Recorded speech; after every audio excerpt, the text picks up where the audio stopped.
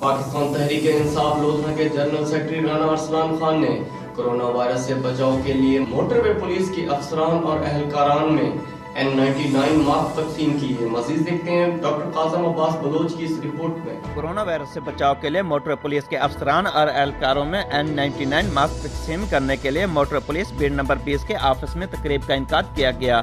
Motor police Multan کے sector commander S P Chaudhry Nadeem Ashraf Warraich تقریب کے مہمان خصوصی تھے۔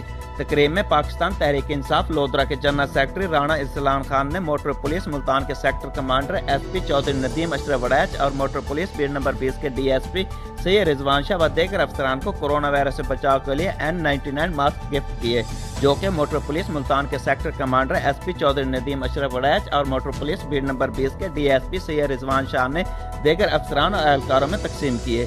موٹر پولیس ملتان کے sector commander S P Chaudhry Nadeem Ashraf Warraich اور موٹر پولیس بیڑ نمبر 20 کے ڈی ایس پی سید رضوان شاہ نے پاکستان تحریک انصاف لودھا کے جنرل سیکرٹری رانا ارسلان خان کا شکریہ ادا کیا۔ کیمرہ ٹیم کے ساتھ ڈاکٹر قاسم عباس بلوچ، راز نیوز لودھا۔